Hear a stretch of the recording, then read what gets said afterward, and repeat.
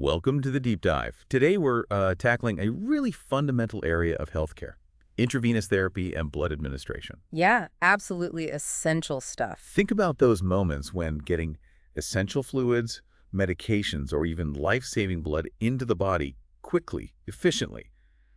It's critical. Yeah. That's really the power of IV therapy. Exactly. And we've got a pretty substantial resource here, a chapter that really unpacks the core principles from the Saunders Comprehensive Review. Right. So our goal today is to explore these concepts, really dig in, so you walk away with a solid understanding of how and why these procedures are just so vital. And why should this grab your attention? Well, whether you're directly involved in healthcare, maybe studying to be, or honestly, just curious about how the body's supported during illness, this is foundational knowledge. By the end of this deep dive, you'll see the intricate details, the critical thinking that goes into something that might seem, well, routine sometimes. And it often does seem routine, but there's a lot to it. Let's start right at the beginning then. Intravenous therapy, what are the main reasons we actually use it?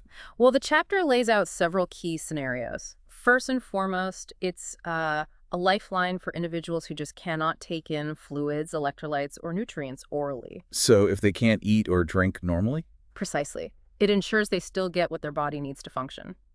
Secondly, and this is important, compared to taking something by mouth, 5e therapy allows for a much faster correction of imbalances. Faster is key sometimes. Think of it as a direct route, straight to where it's needed most, bypassing that whole slower process of digestion and absorption. So in situations like, say, severe dehydration or maybe malnutrition, that speed is really of the essence. Absolutely. And thirdly, 5e therapy gives you immediate access to the vascular system. Right into the veins. Which allows for swift delivery of solutions. That's a huge advantage when time is critical. And finally, it's the standard, the established method for administering a whole range of medications and, of course, blood components directly into the bloodstream. It really is quite the toolkit then. Now, when we talk about how these fluids get in, the chapter details various 5e devices. Let's kick things off with butterfly sets. What are their key features? Okay, butterfly sets, sometimes called winged infusion sets. They have a needle with these little plastic wings on the side. The ones you pinch. Exactly. You pinch them for easier insertion.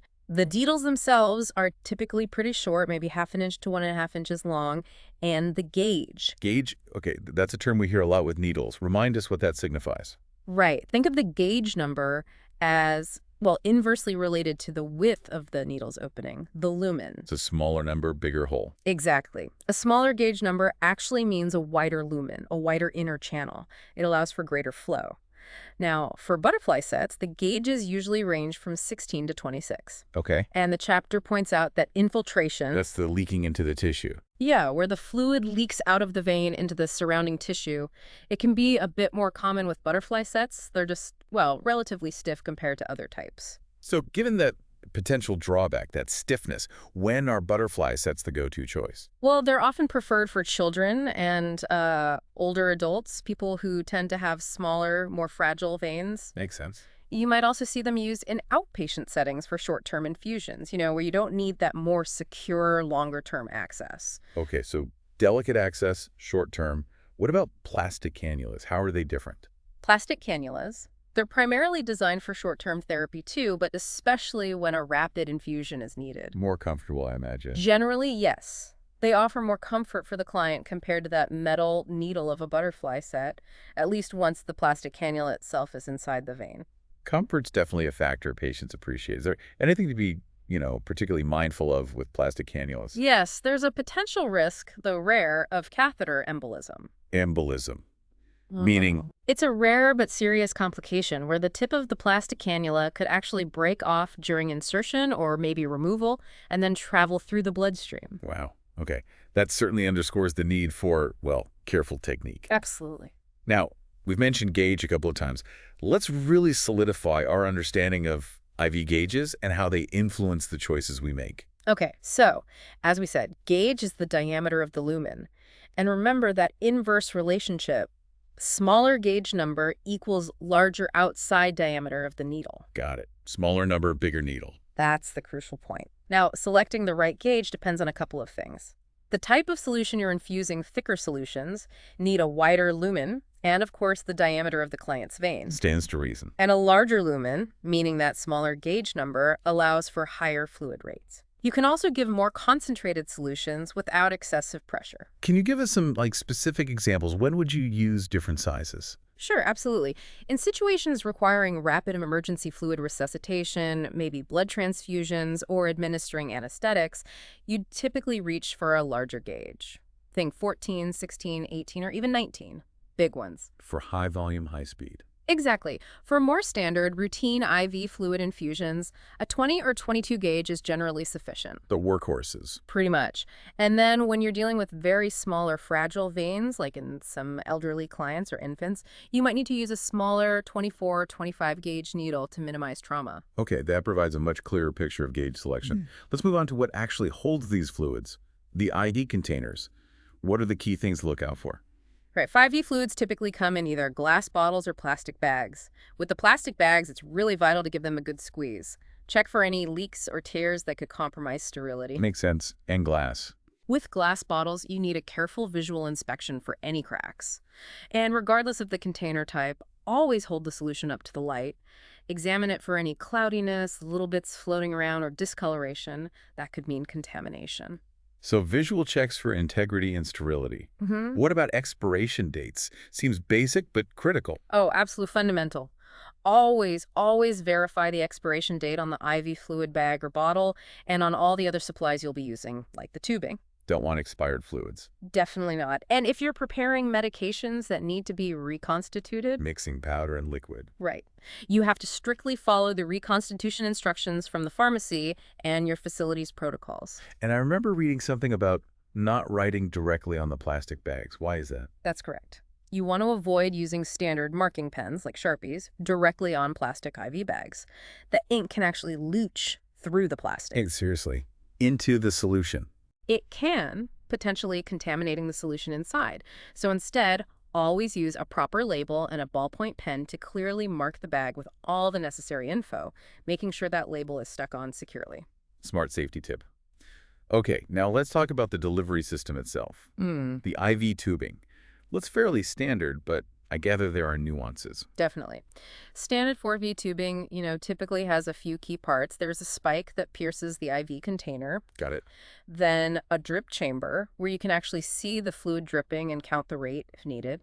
A roller clamp to manually adjust the flow rate. The little wheel thing. That's the one. Often there's a Y site, which is an injection port for giving meds or connecting secondary infusions. And finally, an adapter that connects to the IV catheter in the client's vein. Some newer sets might also have special segments for electronic infusion pumps. The chapter mentions secondary tubing. What's its purpose? Secondary tubing is usually shorter. It's specifically for administering piggyback medications or smaller volumes of fluid that you give in addition to the main continuous infusion. Like adding something extra. Exactly. This secondary tubing connects to a designated injection port, often that Y site on the primary 5E line. Usually you connect it to the port closest to the drip chamber. That helps make sure the piggybacked medication gets fully infused. Are there any specialized types of IV tubing we should know about? Yes, actually. Certain medications have a tendency to be absorbed by the plastic in standard IV tubing. So the patient wouldn't get the full dose? Potentially, yes. In those cases, you need specialized tubing made of different materials to ensure the client receives the intended dose.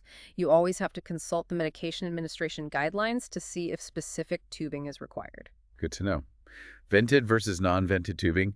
This sounds like it relates to how the fluid flows out of the container. Precisely. It's all about how air enters the IV container as the fluid leaves. Vented tubing has a built-in air vent. Okay. This type is essential when you're using rigid containers like glass bottles or some hard plastic ones.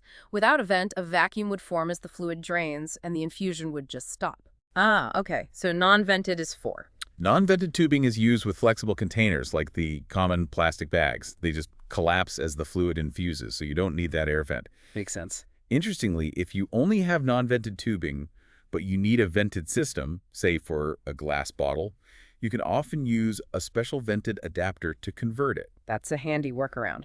The chapter also talks about extension tubing. When would you add that to the setup? Extension tubing is basically just what it sounds like, additional lengths of IV tubing connected to the primary set. To make it longer? Yeah.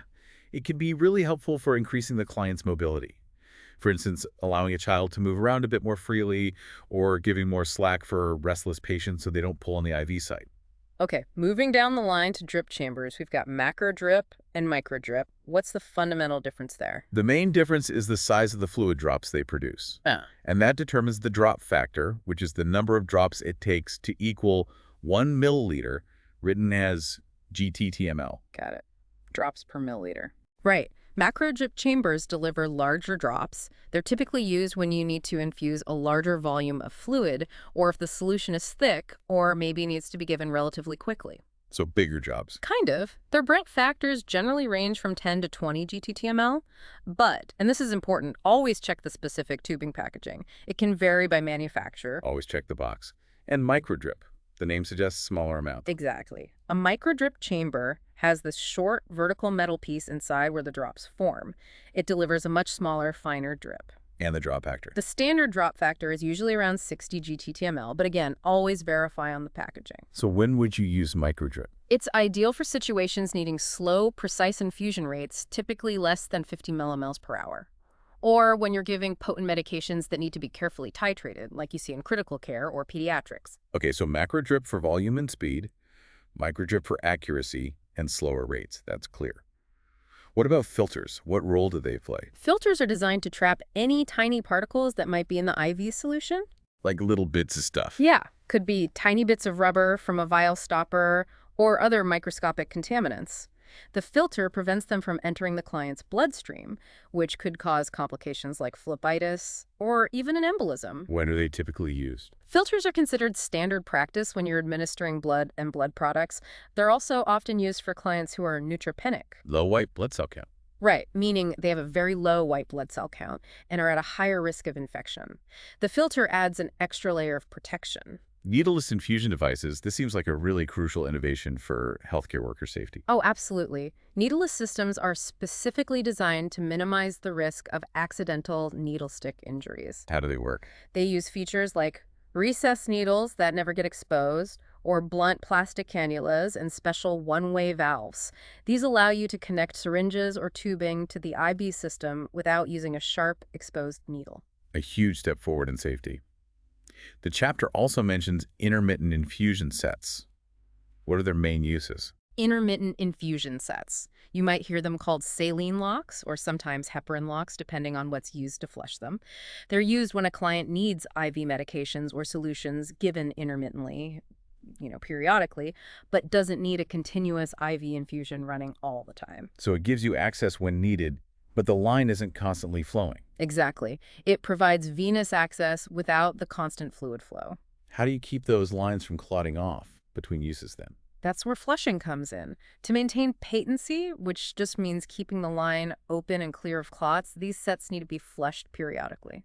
What? Usually with normal saline solution. It's also standard practice to flush the line immediately before and right after you give any medication through it. Makes sense. And the specific volume of saline to use and how often to flush, well, that should always follow your hospital's or facility's established policies. Right, check the policy. Yeah. Finally, in terms of equipment, we have electronic infusion devices, IV pumps. What's their primary advantage?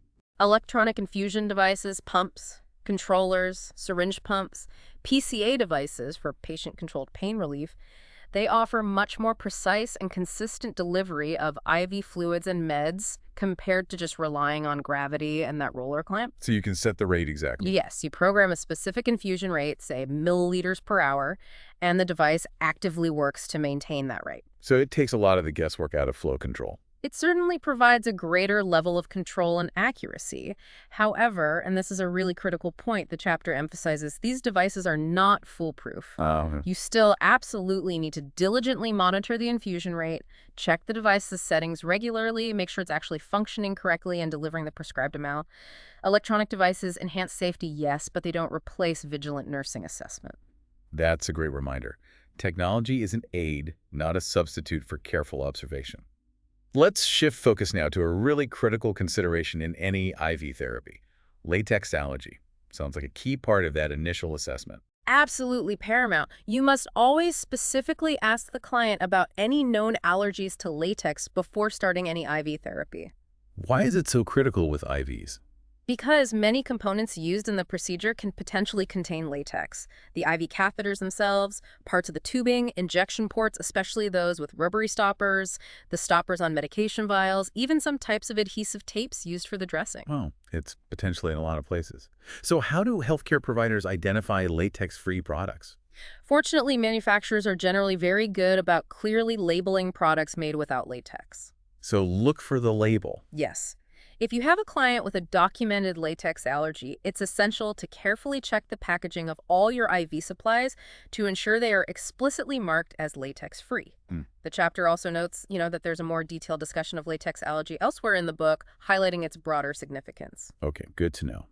Moving on to the practical side of inserting a peripheral IV, or the preferred spots on the body.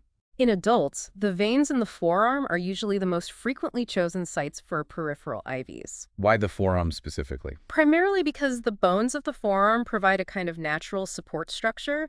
It helps stabilize the IV catheter and reduces the risk of it moving around or getting dislodged. Makes sense, like a built-in splint. Yeah. Are there any areas that are generally avoided for peripheral IVs in adults? Yes, definitely. Veins in the lower extremities, legs, feet are generally not recommended for routine peripheral IVs in adults. Wow.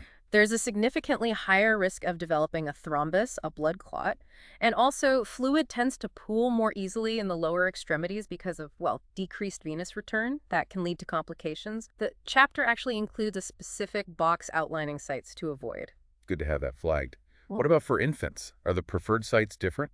Yes, they can be. In infants, peripheral veins can be quite small and tricky to access, so veins in the scalp. The scalp, really? Yes, and also the top, the dorsal aspect of the feet may be considered suitable sites for IV insertion in infants. Wow, okay.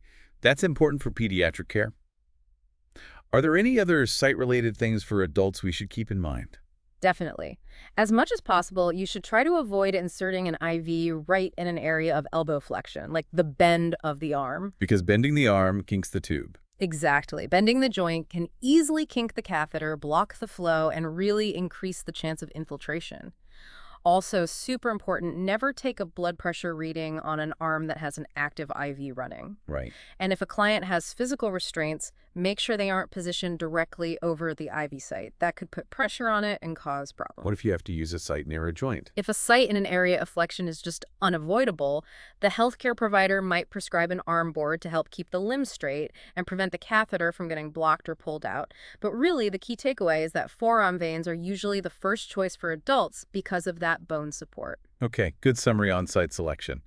Now let's discuss the actual process of administering these IV solutions. What are the absolutely essential steps? The very first, most critical step is to meticulously verify the IV solution against the primary healthcare provider's, the PHCP's written order.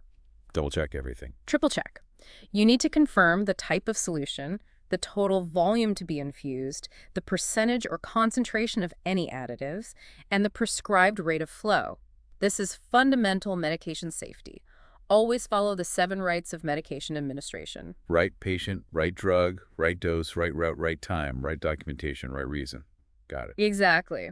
Beyond just the order, you also need to do a thorough assessment of the client's overall health status, any pre-existing conditions. What are you looking for specifically? You're looking for any potential contraindications, maybe allergies to the antiseptic cleaning solutions like chlorhexidine or iodine, or to the adhesive in the dressing, or, as we just discussed, latex. You also need to verify the compatibility if multiple IV solutions or medications are running at the same time. Compatibility is key if you're mixing things. Absolutely. Maintaining a sterile environment is obviously crucial too. Goes without saying, almost. Well, it needs saying. Thorough hand hygiene soap and water or alcohol rub, followed by strict sterile or clean technique for each step, is essential to minimize infection risk. Okay, so when preparing a new IV solution for infusion, what's the correct procedure? Walk us through that. All right. Before you even touch the new bag or bottle, make sure the IV tubing is clamped shut. Stop the flow first. Right. Prevents accidental spills or flow. Then, carefully take the protective cover off the spike end of the tubing and firmly insert it into the designated port on the IV fluid container. Like the bag. Yep. Once it's connected, the next critical step is priming the tubing. Getting the air out? Exactly. You open the clamp and let the solution flow through the entire length of the tubing, pushing all the air out. You absolutely don't want to infuse air into the client's vein. Makes sense. How often should the actual IV site, the spot on the arm, be changed for a peripheral failure? Current guidelines, like from the CDC and standard facility policies, generally recommend rotating the peripheral IV site and inserting a new one every 72 to 96 hours. 3 to 4 days. Roughly. But of course, if you see any signs of complications at the site, redness, swelling, pain, drainage, you take it out immediately and start a new one somewhere else, sooner than that schedule. And the dressing over the site. The IV dressing should be changed whenever it gets wet, soiled, loose, or according to your agency's policy. Usually that's every 48 to 72 hours for gauze dressings, maybe 5 to 7 days for those clear, transparent film dressings. Okay.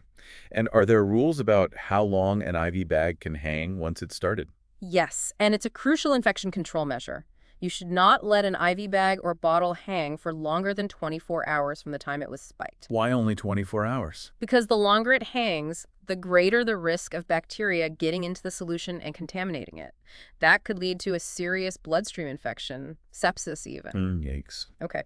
And on a related note, take care to prevent the IV tubing from touching the floor or other contaminated surfaces, another potential source of bacteria. Good point.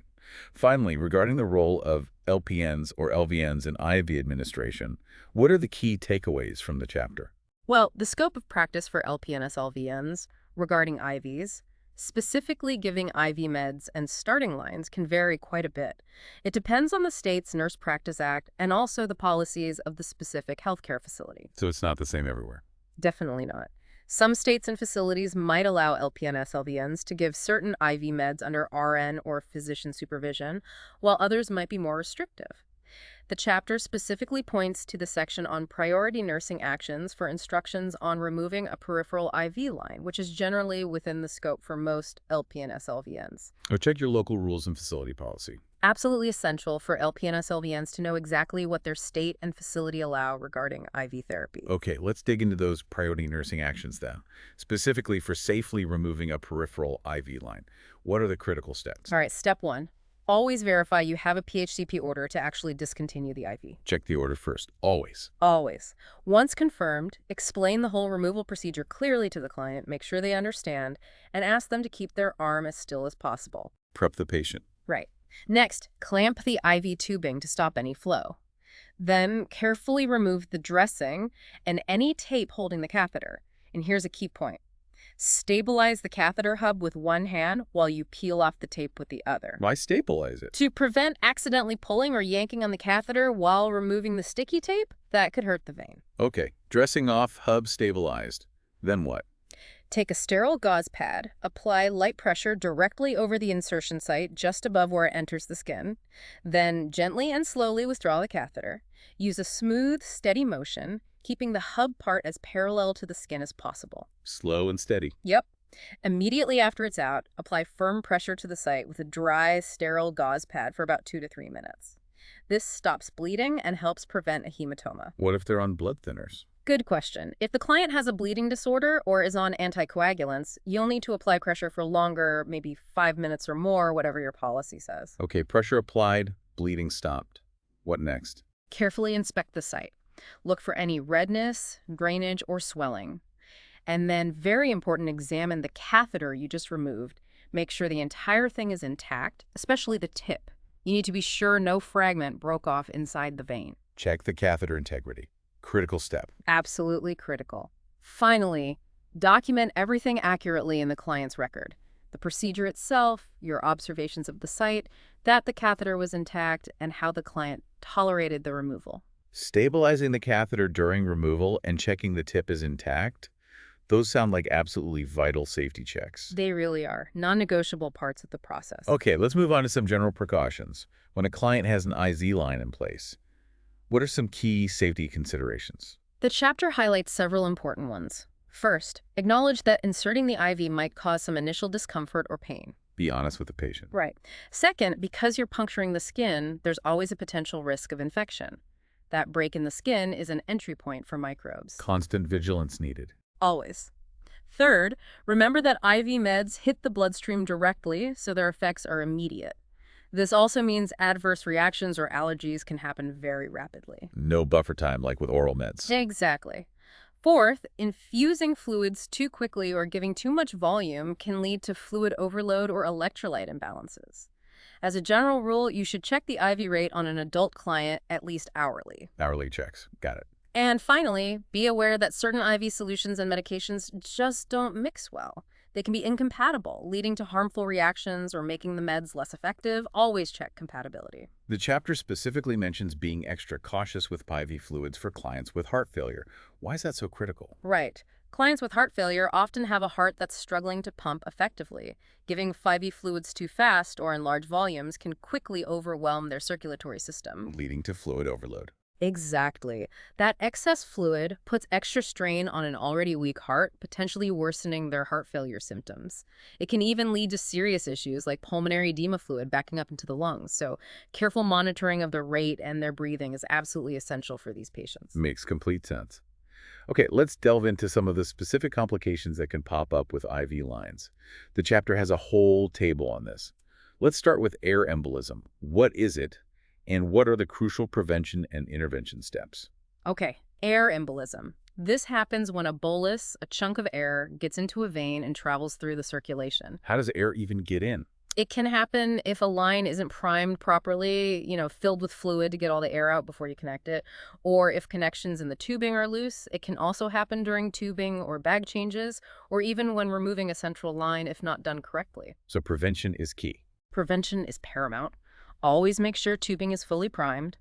Check for air bubbles. Ensure all connections are tight. And replace fluid bags before they run completely dry so air doesn't get sucked into the line. What if you suspect it has happened? If you suspect an air embolism, maybe the client suddenly becomes short of breath, chest pain, confusion. The immediate priority is to notify the RN or healthcare provider right away. Then clamp the IV tubing immediately to stop any more air getting in. Okay, clamp the line. Then what? Position the client on their left side with the head of the bed lowered. That's the Trendelenburg position. The idea is to try and trap the air in the right atrium of the heart and keep it from going to the lungs. Keep monitoring their vital signs closely and be ready for resuscitation if needed. Left side Trendelenburg. Got it. Now, catheter embolism, we touched on this with plastic cannulas. Remind us of the key points. Right, catheter embolism. That's where a piece of the catheter, usually the tip, breaks off during insertion or removal. How do you prevent that? Prevention involves carefully inspecting the catheter before you insert it. Make sure it looks intact. And when removing an IV, use that slow, gentle, steady technique we talked about. Afterwards, always examine the removed catheter to ensure the tip is intact. And if you suspect a piece did break off? If you suspect a catheter fragment has embolized, first, notify the RN and the PHCP immediately. A tourniquet might be applied high up on the affected arm or leg above the IV site, as prescribed, to try and stop the piece from traveling further. Then what? Find it. Usually, an X-ray will be ordered to locate the fragment, and sometimes surgery might be needed to remove it. Okay. Circulatory overload or fluid overload, another big one. Who's most at risk, and how do we manage it? Circulatory overload happens when the body gets more IV fluid than it can handle. Yeah. People with pre-existing conditions like heart failure, kidney problems, or liver disease are at much higher risk. Their bodies might just not be able to process the extra fluid volume effectively. Anyone else? Yes, the very young and the very old are also more susceptible. So how do we prevent it? Prevention is key. Carefully calculate and closely monitor the prescribed IV rate. Using an electronic pump helps ensure accuracy. It's crucial to assess at-risk clients for any baseline signs of fluid overload before you even start the infusion. And during the infusion? Monitor them frequently for developing symptoms. Things like a rapid rise in blood pressure, neck veins bulging, JVD, a fast, bounding pulse, rapid, shallow breathing, shortness of breath, a moist cough, crackles in the lungs when you listen, and swelling or edema. What if you see those signs? If you suspect overload, immediate actions are slow the IV rate way down, just enough to keep the vein open, KVO rate. Elevate the head of the client's bed, helps with breathing. Keep them warm. Assess their lungs and check for edema. And notify the RN and PHCP immediately for further orders. Slow the rate, sit them up, call for help. Got it. Now, electrolyte overload related to the fluid composition, right? Exactly. This is an imbalance caused by giving IV solutions with electrolytes too fast, or giving too much, or using a solution that's just not right for that patient's needs. How do you avoid that? Prevention starts with reviewing the client's recent lab results, their electrolytes, before starting the IV. Then, meticulously verify the correct IV solution and any added electrolytes against the PHCP's order. Calculate and monitor the flow rate closely, ideally using a pump and checking its settings often. What about additive? If electrolytes or meds have been added to the bag, there should be a clear medication additive sticker on it. Always monitor the client for signs of imbalance like confusion, muscle weakness, cardiac changes, and report concerns promptly. Any specific solutions to be wary of? The chapter mentions being cautious with lactated Ringer's solution in clients with kidney problems. LR contains potassium, and if their kidneys aren't working well, they might not be able to clear it, potentially leading to high potassium levels, hyperkalemia. Good point. Hematoma formation, that bruise at the IV site. How does that happen, and how can we minimize it? A hematoma is just a collection of blood under the skin. With IVs, it can happen if you accidentally poke through the back wall of the vein during insertion, or if the site keeps oozing blood after you take the IV out. Prevention tips. During insertion, try hard not to pierce that back wall. Also, if you have an unsuccessful attempt, don't immediately put the tourniquet back on in the same spot. When discontinuing, apply that firm pressure for 2-3 minutes, longer if needed, and elevate the arm. What if one forms anyway? If a hematoma develops, elevate the arm, apply pressure, and usually a cold compress is prescribed to help reduce swelling and bruising.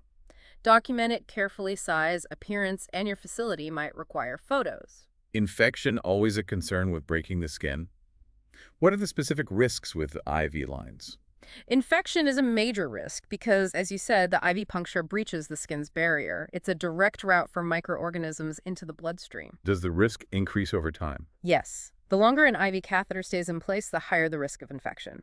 Infections can be localized right at the site, or they can become systemic, a bloodstream infection, or sepsis, which is very serious. Who's most at risk for Chovy infections? Certain people are more vulnerable. Those who are immunocompromised, like from cancer, HIV/AIDS, chemo, older adults, and individuals with diabetes. Prevention seems key here. Absolutely. Strict adherence to aseptic technique is non-negotiable during insertion and all maintenance. Thorough hand hygiene, proper skin cleaning, keeping equipment sterile. What signs should we watch for? Monitor the site regularly for local signs: redness, swelling, warmth, pain, any drainage. Also, be alert for systemic signs: chills, fever, feeling unwell, malaise, headache, nausea, vomiting, backache, rapid heart rate, and check their white blood cell count if available. Anything else for prevention? Always inspect fluid containers for cracks, leaks, cloudiness before use. Change tubing according to policy, usually no more than every 96 hours. Change dressings if soiled or per policy. Label everything site, bag, tubing with date and time. And remember, solution shouldn't hang more than 24 hours. What if you suspect an infection? Notify the RN and PHCP immediately. The IV will likely need to be discontinued. Often, the catheter tip is sent to the lab for culture in a sterile container. Blood cultures might also be drawn. If a new IV is needed, start it in the opposite arm if possible. Why the opposite arm? Helps differentiate if it was just a local site infection or something systemic. And, as always, document everything meticulously, including photos if policy dictates. Oh, and the chapter also reminds us to generally avoid dextrose solutions in diabetic clients as they can raise blood sugar. Good reminder. Okay, infiltration fluid leaking out into the tissues. Yeah. Signs, prevention, management. Right. Infiltration is when non-vesicant fluid, meaning fluid that doesn't cause tissue damage, leaks out of the vein. Happens if the catheter slips out or pokes through the vein wall. How to prevent it? Try to avoid sites near joints, like the elbow. Secure the cannula and tubing well with tape, maybe loop the tubing. Use an arm board if the client is restless. And keep an eye on the flow rate. If it slows down or stops, that could be an early sign. What do you do if it happens? If you suspect infiltration, first, stop the infusion and remove the IV catheter immediately. Elevate the affected arm or leg to help reduce swelling. Apply compresses warm or cool, depending on the fluid and facility policy or PHCP order. Anything you shouldn't do? Don't rub the infiltrated area. That can make it worse. Document everything: size, symptoms, what you did, client response. Photos again, maybe? Phlebitis and thrombophlebitis, vein inflammation, possibly with a clot. Causes, prevention, management. Phlebitis is just inflammation of the vein. It can be caused by mechanical irritation from the catheter itself, chemical irritation from certain meds or fluids, or an infection. Thrombophlebitis is when that inflammation leads to a blood clot forming in the vein. Prevention strategies. Use the right size cannula for the vein. Smaller cannula in a bigger vein is often better. Mm-hmm. Avoid tiny veins for irritating solutions. Avoid joints and lower extremities in adults. Secure the cannula well. Change the site routinely every 72 to 96 hours. What if phlebitis develops? If you suspect phlebitis, maybe the vein looks red, feels hard, or cord-like, painful first step is remove the IV catheter immediately. Notify the RN and PHCP. Warm, moist compresses are often prescribed to help with pain and inflammation. Document photos per policy. If you suspect a clot, thrombophlebitis, that needs immediate reporting for further evaluation. Okay, last complication listed. Tissue damage. This sounds like a broader category. It is. It covers various kinds of harm to skin, veins, subcutaneous tissue. Can range from mild bruising to, unfortunately, permanent damage. A particularly serious type is extravasation. Extravasation. That's when a vesicant, a substance that can cause blistering and tissue death, necrosis, leaks out of the vein, or even a strong irritant solution. This is an emergency. An emergency. Because it can cause significant tissue destruction if not treated quickly. You need to notify the PHCT immediately. There might be specific antidotes that need to be injected into the area to try and limit the damage. How do you prevent tissue damage generally? Be gentle with tourniquets. Avoid tapping hard on veins. Monitor for bruising during insertion. Check for tape allergies. Watch the site closely during infusion for any skin changes, blistering, sloughing, or increased pain. And if you suspect it? Notify the PHCP right away. Document thoroughly. Consider photos. The big reminder through all these complications is meticulous documentation. What you found, what you did, how the client responded, it's crucial. That was incredibly thorough on peripheral IVs and their complications. Let's shift gears now to central venous catheters. How are they fundamentally different? Okay, central venous catheters, or CVCs, the main difference is where they end up. Unlike peripheral IVs in the arm or hand, CVCs are inserted, so the tip rests in a large central vein, usually the superior vena cava, right near the heart. Why go into such a large vein? Several advantages. You can infuse hyperosmolar solutions, very concentrated stuff that would irritate smaller veins. You can measure central venous pressure, or CVP. You can give total parenteral nutrition, TPN. And you can have multiple infusion ports for clients needing several incompatible meds at once. How do you know it's in the right place? Placement must be confirmed after insertion. Traditionally, that's with a chest X-ray.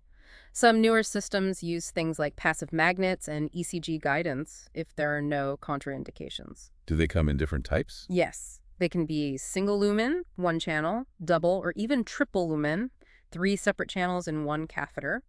And they can be inserted different ways. Like how? Peripherally inserted, like a PICC line that starts in the arm but goes to the central vein. Centrally inserted, directly into the jugular or subclavian vein in the neck or chest, or surgically tunneled under the skin before entering the central vein. What's the big benefit of having multiple lumens? The main advantage is giving multiple, potentially incompatible IV meds or solutions at the same time without them mixing. Plus, you get multiple access points through just one insertion site, which might reduce infection risk compared to multiple peripheral IVs. Are there specific ways the patient should be positioned for central line procedures, like putting them in, changing tubing, taking them out? Yes.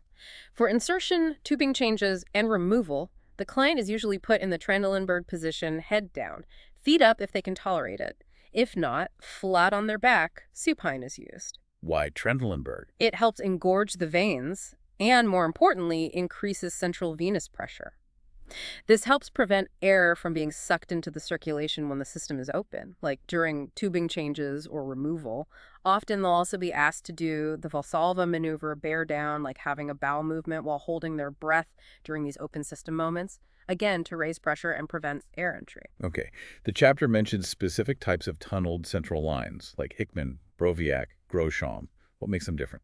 Tunneled catheters are designed for more permanent, long-term IV therapy. Single or multi-lumen. They're inserted surgically. A portion of the catheter is tunneled under the skin for several inches before it actually enters the vein.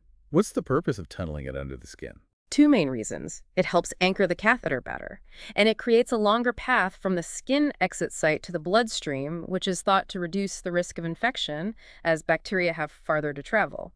These often have an intermittent infusion cap to keep the system closed and sterile when not in use. How do you keep them from clotting? Patency is usually maintained by flushing them regularly with either diluted heparin or normal saline. The exact solution and frequency depend on the catheter type and facility policy. What about vascular access ports like Portacath or Mediport? How do those work? Ports are another long-term option. Unlike external catheters, these are implanted completely under the skin, usually in the chest or arm. It's a small reservoir with a self-sealing silicone top called a septum. So nothing sticking out. Right, nothing external. They're used for patients needing long-term, repeated 5E therapy, like chemotherapy. To use it, you feel for the port under the skin, palpate it, and then access it by inserting a special non-coring needle, a Huber nettle, through the skin and septum into the reservoir. And when you take the needle out? The septum reseals itself, keeping it a closed system. Patency is maintained by periodic flushing, usually with diluted heparin, again, as prescribed and per policy. And finally, PICC lines, peripherally inserted central catheters.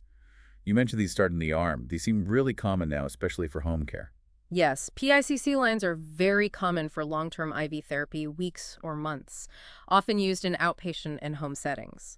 The basilic vein in the upper arm is a common insertion site, but others in the antecubital area can be used. Where the tip ends up. The catheter is threaded up through the peripheral vein until the tip terminates in the superior vena cava or subclavian vein, just like other central lines. Any specific things to know about PICCs? It's not unusual to see a little bleeding at the insertion site for the first 24 hours, but it shouldn't persist.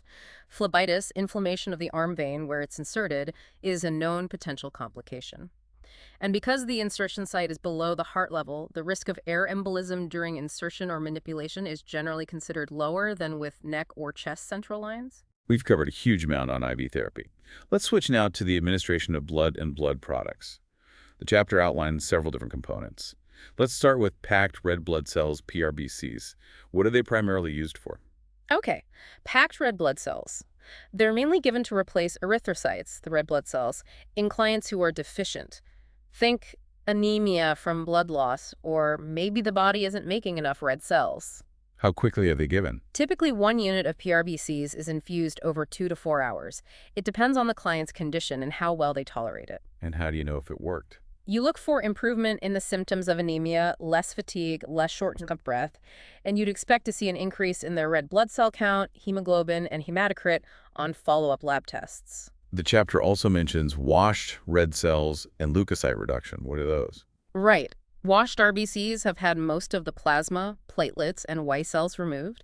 They might be used for patients with a history of severe allergic or febrile reactions, or for stem cell transplant patients. Leukocyte reduction specifically filters out or removes the white blood cells. This can decrease the risk of certain reactions, like fever and transmission of some viruses, while still restoring oxygen carrying capacity. Okay. Next up, platelet transfusions. What's the main goal there? Platelet transfusions are mainly for treating thrombocytopenia, that's a very low platelet count, or for clients whose platelets aren't functioning properly, even if the count is okay. Platelets are crucial for blood clotting. Do they need to be cross-matched like red cells? Generally, no. Platelet concentrates usually have very few red cells, so a-bore cross-matching isn't typically required, though some places might still do it. How are platelets given? They're usually given pretty quickly, often over just 15 to 30 minutes per unit. Effectiveness is judged by an increase in the platelet count and, hopefully, less bleeding. Then there's fresh frozen plasma, FFP. What does FFP provide, and when is it used? Fresh frozen plasma is rich in clotting factors and other plasma proteins. It's primarily used to provide these factors to clients who are deficient, maybe due to liver disease, vitamin K deficiency, or certain bleeding disorders. Sometimes it's used for volume expansion, too. Does it have platelets? No, FFP doesn't contain significant platelets, but because it's plasma, you do need to ensure ABO and RH compatibility between the donor and recipient. How is FFP given? It has to be thawed in the blood bank first, then it's usually infused rapidly, again, often over 15 to 30 minutes. You monitor its effectiveness by checking coagulation studies like PT and PTT and seeing if hypovolemia resolves, if that was the reason for giving it. Compatibility is obviously huge with blood. The chapter has a table on this. What are the fundamental principles we absolutely need to grasp? Ensuring compatibility is critical to prevent potentially fatal transfusion reactions. It all starts with meticulously collecting and labeling the recipient's blood sample right at the bedside when you draw it. Bedside labeling is key. Absolutely. Standard procedure. Have the client state their full name, Compare it carefully to their ID band. Many places require a second licensed person to witness this whole ID and labeling process. Extra safety layer? Then the lab work. Right. The lab determines the recipient's ABO type, A, B, AB, or O, and their RH factor, positive or negative. They also do an antibody screen to look for any unexpected antibodies in the recipient's blood. And the cross-match. The cross-match is the final check. They mix a sample of the donor's red cells with the recipient's serum. If there's no clumping, no agglutination, the blood is considered compatible.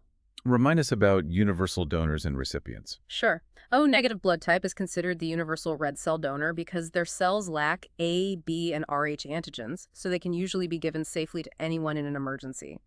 AB positive is the universal red cell recipient because their plasma lacks anti-A and anti-B antibodies, so they can receive red cells of any ABOR A type. And Rh factor specifically. Rh positive people can generally receive either Rh positive or Rh negative red cells.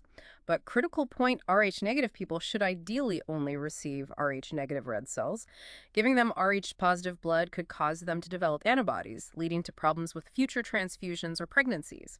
The bottom line is always, donor and recipient blood must be compatible to avoid severe reactions. Okay, let's talk general precautions and nursing responsibilities when giving blood. The chapter has a specific box outlining these critical points. What are some key takeaways? There are many crucial ones. First, avoid infusing large amounts of cold refrigerated blood rapidly through a central line. It can cause heart rhythm problems. Warm it up first. Well, blood warmers are used in specific situations, but the point here is avoiding rapid infusion of cold blood centrally. Second, never add medications to blood or piggyback anything else into the bloodline except one thing. Which is? Only isotonic normal saline, PO 0.9% ACL, should ever be infused with blood, nothing else. Got it. Saline only. To minimize bacterial risk, a single unit of blood, like PRBCs, shouldn't hang for longer than the prescribed time, usually 2 to 4 hours maximum. And you must change the entire blood administration set, including the filter, with each new unit of blood. New unit, new tubing. Every time. Also, inspect the blood bag carefully when it arrives from the blood bank. Look for leaks, weird colors, clots, air bubbles. Once you get it, administer it promptly, usually within 20-30 minutes or per policy. Never store blood in regular unit refrigerators, only in monitored blood bank fridges. What about the infusion rate? The rate varies depending on the product, the client's condition, the order. Generally, infuse as quickly as the client can tolerate without signs of overload, and vital signs are crucial. How often? Measure vitals and listen to lungs before starting, again after the first 15 minutes, and then at least hourly until 1 hour after the transfusion is done. Report any significant changes immediately. What about the specific protocols involving the blood bank and that critical bedside check of identity and compatibility? Right. Blood banks have strict protocols. Blood is only released to authorized personnel. They require the recipient's name and ID number and keep meticulous records. You should only transport blood for one client at a time to avoid mix-ups. And that bedside check, you mentioned 2 people. Yes. The bedside verification is the most critical safety step. Standard procedure usually requires 2 licensed nurses. They independently check the PHCP order. Then, at the bedside, they positively ID the client, ask them to state their name, compare name, DOB, MRN, to the ID band. Then they meticulously compare all that info to the blood unit tag and the requisition slip. Checking everything matches. Everything. Client info, blood type, RH factor, unit number, expiration date. They must confirm ABO and RH compatibility between the unit and the recipient if any discrepancy is found by either nurse. Stop right there. Absolutely. Stop. Do not transfuse. Notify the blood bank immediately to sort it out. This dual check is a vital safeguard against potentially fatal ABO incompatibility errors. There are also important things to ask the client before starting, aren't there? Definitely. Ask about cultural or religious beliefs that might affect receiving blood, like Jehovah's Witnesses. Confirm informed consent is obtained and documented. Explain the procedure, risks, benefits. Ask about previous transfusions and any reactions they might have had. And assessment beforehand. Check baseline vital signs right before starting. Assess their overall renal, circulatory, respiratory status, fluid tolerance. And if they have a fever before you start, report it to the PHCP. It might delay the transfusion or it could mask a reaction later. Okay, so you've done all the checks, got consent, baseline vitals. Now you actually start the transfusion. Key procedural steps. Use standard precautions, maintain asepsis, assist the RN, double-check the blood volume in the bag. Use only blood-specific administration sets with that built-in filter. Yai tubing is common, allowing saline connection. What about pre-medication? If the client has a history of mild allergic reactions, the PHCP might order pre-meds like acetaminophen or diphenhydramine, give them about 30 minutes before if oral or right before if IV. And client teaching. Reinforce the importance of reporting any unusual feelings immediately: chills, itching, back pain, difficulty breathing, anything. How fast do you start? Determine the prescribed rate, but always start slowly for the first 15 minutes under close supervision. Stay with the client. This is the highest risk period for severe reactions. Stay with them for 15 minutes. Yes. If no reaction in those 15 minutes, you can usually increase the rate to what was prescribed if they're tolerating it okay. Remember, major ABO reactions often show up within the first 50 ml infused. Continue monitoring closely throughout, document tolerance, check labs later, document effectiveness. Unfortunately, despite all precautions, reactions can still happen. What are the signs and symptoms of an immediate reaction nurses need to watch for? Immediate reactions can show up suddenly. Look for chills, sweating, muscle aches, back or chest pain.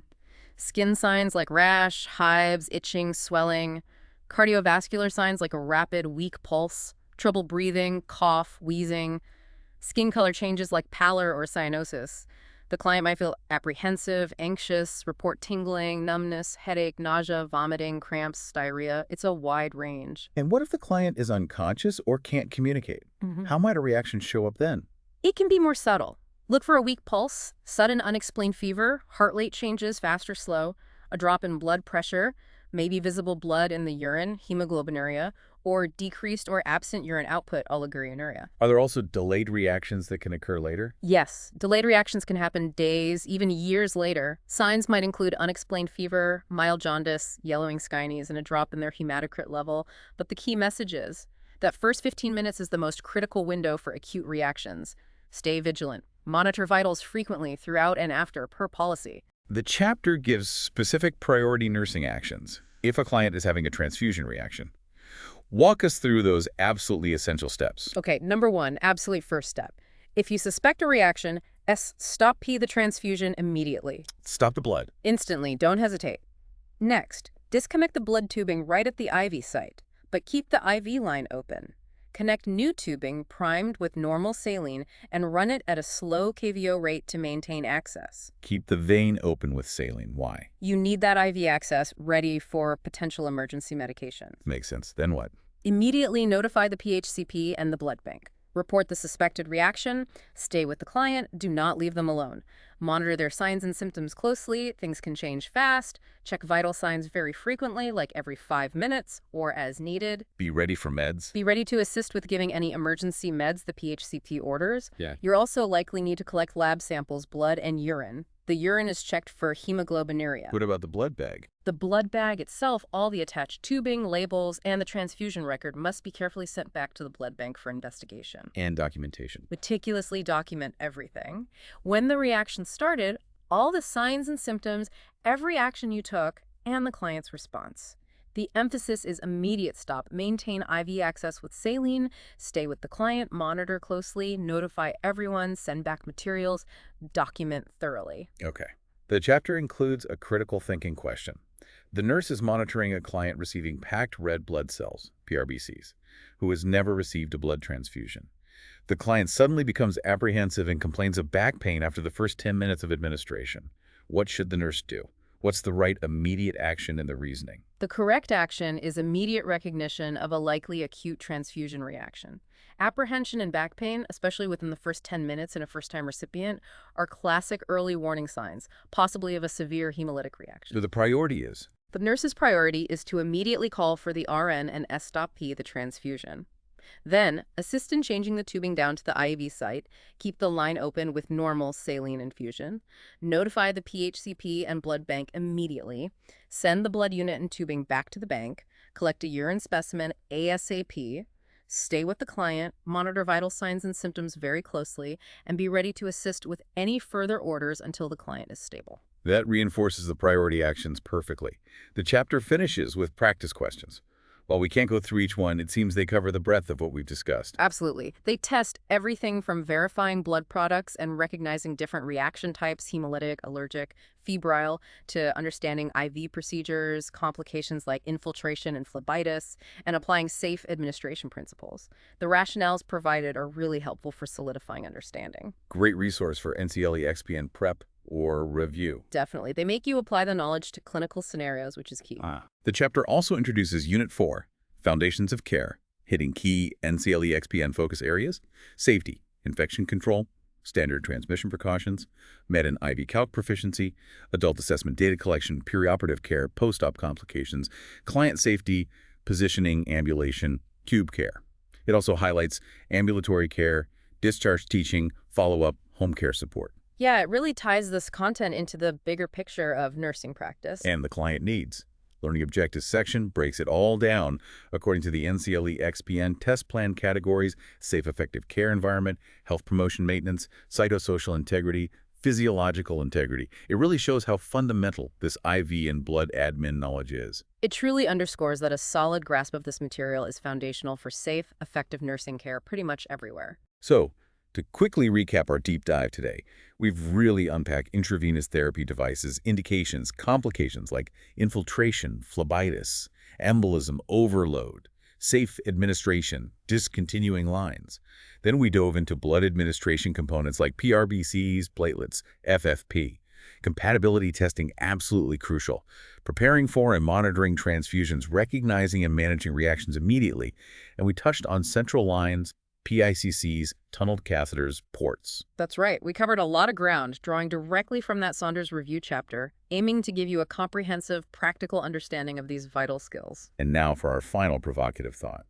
Considering the complexity, the potential for great benefit, but also significant harm with IV therapy and blood administration, what do you see as the single most critical responsibility for any healthcare professional involved in these procedures? Something to mull over, that ethical dimension beyond the technical steps. That's a great question to ponder. As always, we encourage you to revisit sections of this deep dive if needed and keep exploring. Thanks for joining us. This concludes our deep dive into intravenous therapy and blood administration, covering the key concepts, guidelines, procedures, safety protocols, priority actions, and review questions outlined in the chapter. We've aimed for complete coverage of the material presented.